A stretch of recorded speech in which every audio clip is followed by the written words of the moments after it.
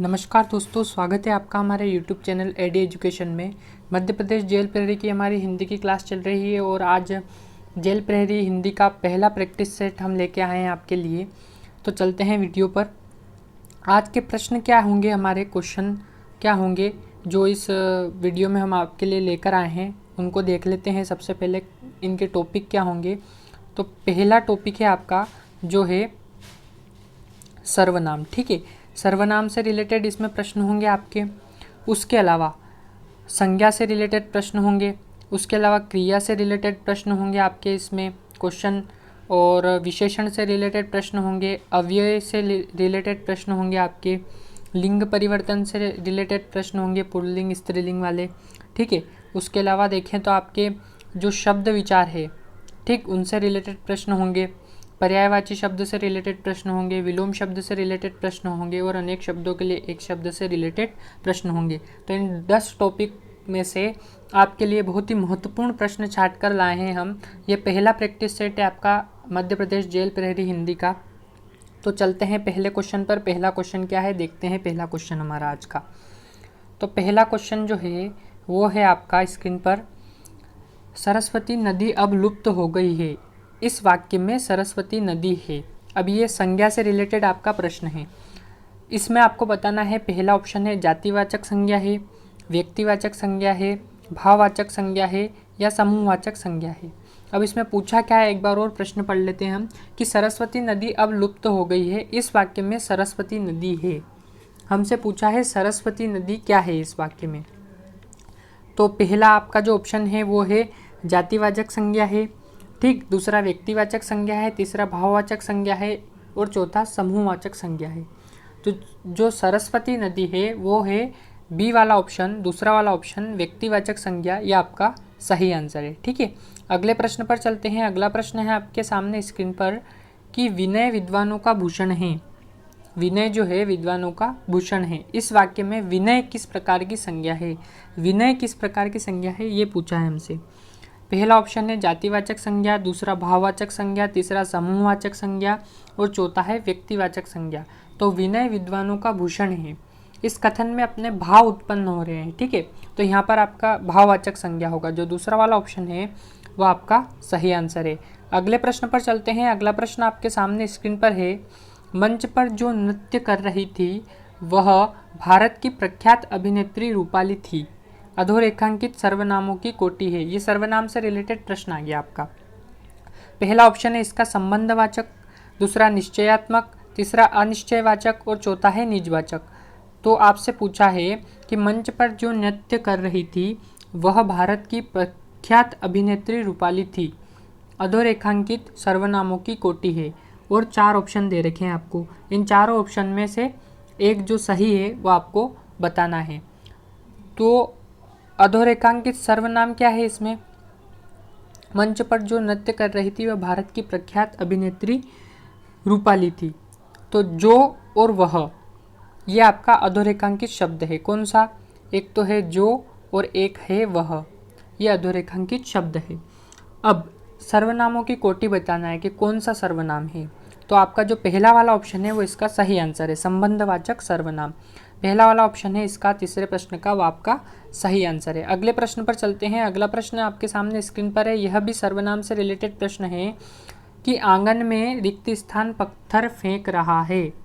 ठीक है, अब इसमें बताना है आपको, पहला ऑप्शन है कौन, दूसरा है किसे, तीसरा है कोई, और चौथा है यहाँ। ठीक है, तो इसमें सर्वनाम कौन सा है। तो आंगन में रिक्त स्थान पत्थर फेंक रहा है, तो कोई, जो तीसरा वाला ऑप्शन है वो आपका सर्वनाम है और वही आपका सही आंसर है। ठीक है, सर्वनाम की परिभाषा क्या होगी कि जो शब्द संज्ञा के बदले उसके स्थान पर प्रयोग किए जाते हैं उसे सर्वनाम कहते हैं। जैसे मैं, वह, आप, तुम इत्यादि शब्द है। ठीक है, तो यहाँ पर आपका जो सर्वनाम होगा वो होगा कोई। तीसरा वाला ऑप्शन आपका सही आंसर है। अगले प्रश्न पर चलते हैं। 5वां प्रश्न हमारे सामने स्क्रीन पर है। ये प्रश्न क्रिया से रिलेटेड है आपके। ठीक है, किसी कार्य में करना या होना पाया जाता है, वहाँ आपकी क्रिया होती है। ठीक है, किसी कार्य का करना या होना पाया जाता है किसी वाक्य में, वहाँ पर आपकी क्रिया होती है। जैसे वह खेल रहा है तो खेलना क्रिया है, वह पढ़ाई कर रहा है तो पढ़ाई करना एक क्रिया है। इस प्रकार ये सब क्रिया है। तो मेरे द्वारा एक कविता लिखी गई इस वाक्य में प्रयुक्त वाच्य है। पांचवा प्रश्न आपका क्रिया से रिलेटेड कि मेरे द्वारा एक कविता लिखी गई इस वाक्य में प्रयुक्त वाच्य है, कर्तवाच्य है, भाववाच्य है, कर्मवाच्य है या अकर्मक वाच्य है। तो इसमें कर्म हो रहा है, कविता लिखी जा रही है तो आपका कर्म हो रहा है, तो इसमें जो तीसरा वाला ऑप्शन है वो आपका सही आंसर है, कर्मवाच्य है इस वाक्य में। अगले प्रश्न पर चलते हैं। अगला प्रश्न आपके सामने स्क्रीन पर है, बच्चा छत से गिर पड़ा, अधोरेखांकित क्रिया है। ठीक है, अब इसमें अधोरेखांकित शब्द है वो है आपका पड़ा, गिर पड़ा। पड़ा जो है वो आपका अधोरेखांकित क्रिया है। पहला ऑप्शन है सहायक क्रिया, दूसरा वाला ऑप्शन देखें तो मुख्य क्रिया, तीसरा वाला प्रेरणार्थक क्रिया और चौथा है अकर्मक क्रिया। तो बच्चा छत से गिर पड़ा, तो यहाँ पर गिर पड़ा जो पड़ा है वो आपकी सहायक क्रिया है। तो जो पहला वाला ऑप्शन है वो आपका सही आंसर है। अगले प्रश्न पर चलते हैं। अगला प्रश्न, सातवां प्रश्न आपके सामने स्क्रीन पर है, आत्मा शब्द का विशेषण रूप निम्नलिखित में कौन नहीं है। अब विशेषण से रिलेटेड प्रश्न आ गए आपके। ठीक है, तो संज्ञा या सर्वनाम शब्दों की विशेषता बताने वाले शब्द को विशेषण कहते हैं। ये इसकी विशेषण की परिभाषा है। आत्मा शब्द का विशेषण रूप निम्नलिखित में कौन नहीं है।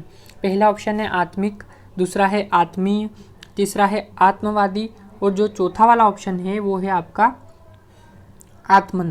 तो आपको इसमें से बताना है कि आत्मा शब्द का विशेषण रूप इनमें से कौन सा नहीं है, नहीं बताना है आपको। ठीक है, प्रश्न पढ़िए आप, कौन सा नहीं है ऐसा पूछा है। तो आत्मिक भी इसमें है, आत्मीय भी है, आत्मवादी भी है और जो आत्मन है वो विशेषण रूप नहीं है। तो चौथा वाला ऑप्शन है वो आपका सही आंसर है। अगले प्रश्न पर चलते हैं। आठवां प्रश्न आपके सामने स्क्रीन पर, जो जैसा करेगा वो वैसा भरेगा। उपयुक्त वाक्य में विशेषण पद है। पहला ऑप्शन है जो या वो, दूसरा है जैसा या वैसा, तीसरा है करेगा और चौथा है भरेगा। तो विशेषण जो जैसा करेगा वो वैसा भरेगा। उपयुक्त वाक्य में विशेषण बताना आपको। तो जैसा वैसा, दूसरा वाला जो ऑप्शन है वो आपका सही आंसर है, यही विशेषण है आपकी, जैसा वैसा। अगले प्रश्न पर चलते हैं। अगला प्रश्न आपके सामने स्क्रीन पर है कि ट्रेन धीरे चल रही है, अधोरेखांकित शब्द है। ठीक, ट्रेन धीरे चल रही है, अधोरेखांकित शब्द है। अब ये अव्यय से रिलेटेड प्रश्न आ गए। इसमें धीरे अधोरेखांकित कर रखा है, धीरे शब्द पे आपके अंडरलाइन है। ठीक है, पहला ऑप्शन है क्रिया विशेषण है, दूसरा निपात, तीसरा विशेषण और चौथा है क्रिया। तो ये क्या है, धीरे शब्द क्या है, तो ये क्रिया विशेषण है। ठीक है, इसमें क्रिया हो रही है, ट्रेन जो है वो चल तो रही है लेकिन कैसे चल रही है, धीरे। तो क्रिया की विशेषता बताने वाले शब्दों को क्रिया विशेषण कहते हैं। तो यहाँ पर ट्रेन चल रही है लेकिन किस प्रकार चल रही है, धीरे चल रही है। तो यहाँ पर क्रिया हो रही है चलना, तो उसकी विशेषता बता रही है धीरे। तो यहाँ पर क्रिया विशेषण होगा आपका, जो पहला वाला ऑप्शन है वो आपका सही आंसर है। अगले प्रश्न पर चलते हैं। अगला प्रश्न आपके सामने स्क्रीन पर है, पहले आंधी आई, रिक्त स्थान बरसात हुई, रिक्त स्थान हेतु उपयुक्त अव्यय है। प्रश्न क्या है, एक बार और पढ़ते हैं। पहले आंधी आई, रिक्त स्थान बरसात हुई, रिक्त स्थान हेतु उपयुक्त अव्यय है। अव्यय पूछा है हमसे।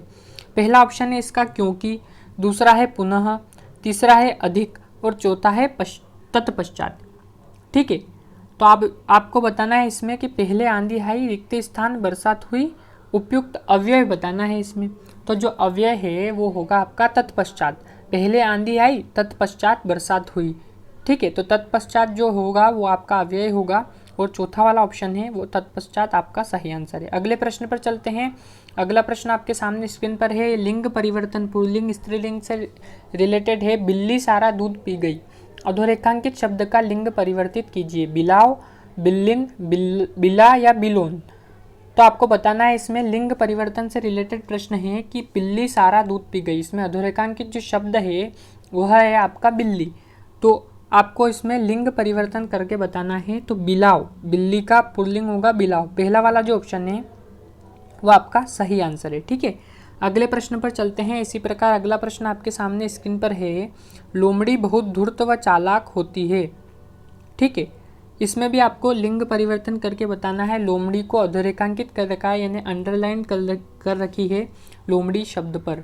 ठीक है, तो आपको ये बताना है कि जो लोमड़ी है बहुत धूर्त व चालाक होती है। तो लोमड़ी शब्द का अधोरेखांकित कर रखा है उसको लिंग परिवर्तन करके बताना है आपको। ऑप्शन ए है चमड़ा, दूसरा वाला ऑप्शन है नर लोमड़ी, तीसरा है मादा लोमड़ी और चौथा है लोमड़िन। तो लोमड़ी का जो पुल्लिंग होगा, आपका लिंग परिवर्तन होगा वो होगा नर लोमड़ी। ठीक है, दूसरा वाला जो ऑप्शन है वो आपका सही आंसर है। अगले प्रश्न पर चलते हैं। अगला प्रश्न आपके सामने स्क्रीन पर है। ये प्रश्न है आपके शब्द विचार से रिलेटेड। बहुत ही सरल प्रश्न होते हैं शब्द विचार। शब्द विचार का अर्थ ही शब्द विचार करना, ठीक है, उसी में मिल जाता है कि शब्दों पर विचार करके आप इसका उत्तर देंगे, बोलेंगे, ठीक है, कहेंगे, तो वो आपका शब्द विचार कहलाता है। तो जंगल में शेर रिक्त स्थान रहा है। ऑप्शन पहला है गरज रहा है, दूसरा दहाड़ रहा है, तीसरा पुकार रहा है या चौथा है चिल्ला रहा है। तो आप इस प्रश्न में देखिए, एक एक शब्द को हम रख कर देखेंगे रिक्त स्थान में। जंगल में शेर गरज रहा है, ठीक है, जंगल में शेर दहाड़ रहा है, जंगल में शेर पुकार रहा है और जंगल में शेर चिल्ला रहा है। तो यहाँ पर शब्दों पर विचार कर लेंगे तो जो दूसरा वाला ऑप्शन है जंगल में शेर दहाड़ रहा है, शेर तो दहाड़ता ही है, तो जो दूसरा वाला ऑप्शन है वो इसका सही आंसर है। इस प्रकार आपका ये प्रश्न शब्द विचार से रिलेटेड है कि जंगल में शेर दहाड़ रहा है। जो दूसरा वाला ऑप्शन है वो आपका सही आंसर है। अगले प्रश्न पर चलते हैं। अगला प्रश्न भी शब्द विचार से रिलेटेड है। रामचरितमानस तुलसीदास जी की रिक्त स्थान है। रामचरितमानस जो आपका है वो महाकाव्य भी है, ठीक है, और रामचरितमानस तुलसीदास जी ने लिखा था, रामायण जिसको हम कहते हैं, ठीक। तो रामचरितमानस जो है तुलसीदास जी की रिक्त स्थान है। ऑप्शन ए है कृति, दूसरा कृति, तीसरा कृत और चौथा है कृत्य। अब कृति और कृति दोनों ऑप्शन में आपको मात्रात्मक त्रुटियां हैं, एक में बड़ी मात्रा है, एक में छोटी मात्रा है, ठीक है। तो आपका जो दूसरा वाला कृति है रामचरितमानस तुलसीदास जी की कृति है वो आपका सही आंसर है। ये भी शब्द विचार से रिलेटेड प्रश्न था आपका। दूसरा वाला जो ऑप्शन है कृति वो आपका सही आंसर है। अगले प्रश्न में चलते हैं। अगला प्रश्न आपके सामने स्क्रीन पर, किस नदी को श्यामा कहते हैं, ठीक है, क्वेश्चन पूछा है किस नदी को श्यामा कहते हैं। पहला ऑप्शन है गंगा नदी, दूसरा है यमुना नदी, तीसरा है कावेरी नदी और चौथा है ब्रह्मपुत्र नदी। तो किस नदी को श्यामा कहते हैं, तो जो यमुना नदी है वह श्यामा कहलाती है। दूसरा वाला जो ऑप्शन है वह आपका सही आंसर है। अगले प्रश्न पर चलते हैं। अगला प्रश्न आपके सामने स्क्रीन पर 16वां प्रश्न, निम्नलिखित में से कौन सा शब्द युवती का पर्यायवाची नहीं है, ठीक है, पर्यायवाची शब्द से रिलेटेड प्रश्न थे। तो युवती का पर्यायवाची नहीं है ऐसा पूछा है। पहला ऑप्शन दिया है तरुणी, दूसरा है प्रमाद, तीसरा है प्रमदा और चौथा है रमणी। तो तरुणी भी युवती का पर्यायवाची है, प्रमदा भी है और रमणी भी है। जो प्रमाद है दूसरा वाला ऑप्शन वो युवती का पर्यायवाची नहीं है। तो जो दूसरा वाला ऑप्शन है प्रमाद वो आपका सही आंसर होगा। 17वां क्वेश्चन आपके सामने स्क्रीन पर है। जागृत का विलोम शब्द है। विलोम शब्द से रिलेटेड प्रश्न आ गए हैं अब। सुषुप्ति, सुप्त, निहित या संतुष्टि। तो जागृत का विलोम शब्द है, ठीक है, सुप्त। दूसरा वाला जो ऑप्शन है वो आपका सही आंसर है, जागृत अवस्था और सुप्त अवस्था। इसी प्रकार मृषण का विलोम शब्द क्या होना चाहिए, चिकना, घर्षण, रुक्ष या कोमल। तो मृषण का विलोम शब्द होना चाहिए आपका तीसरा वाला ऑप्शन है रुक्ष, वो इसका सही आंसर है। इसी प्रकार अगला प्रश्न देखते हैं। अगला प्रश्न आपका अनेक शब्दों के लिए एक शब्द से रिलेटेड है। जो मोक्ष का इच्छुक हो के लिए एक शब्द है, मुमुक्षु, मुमूर्ष, मोक्षकामी या मोक्षेच्छु। चार ऑप्शनों में से आपका जो पहला वाला ऑप्शन है वो इसका सही आंसर है। जो मोक्ष का इच्छुक हो वह होता है मुमुक्षु। अगले प्रश्न पर चलते हैं। अगला प्रश्न और आज का आखिरी प्रश्न है, बहुत ही एडवांस प्रश्न है ये। चंपू शब्द का अर्थ है पद्य मिश्रित रचना, गद्य मिश्रित रचना, गद्य पद्य मिश्रित रचना या इनमें से कोई नहीं। तो चंपू एक काव्य होता है, ठीक है, और चंपू शब्द का अर्थ पूछा है हमसे। तो जो गद्य पद्य मिश्रित रचना होती है वह आपके चंपू काव्य कहलाती है। तो चंपू शब्द का अर्थ है गद्य पद्य मिश्रित रचना। तीसरा वाला जो ऑप्शन है वो आपका सही आंसर है। इसी प्रकार प्रैक्टिस सेट 2 के लिए हम आपके लिए कल एक वीडियो लेकर आएंगे और आज की वीडियो का आपको फ्री PDF हमारे टेलीग्राम चैनल, जिसकी लिंक हम डिस्क्रिप्शन में देंगे, वहाँ से आप हमारा टेलीग्राम चैनल ज्वाइन कर लीजिएगा और वहाँ से आप फ्री PDF प्राप्त कर सकते हैं। धन्यवाद।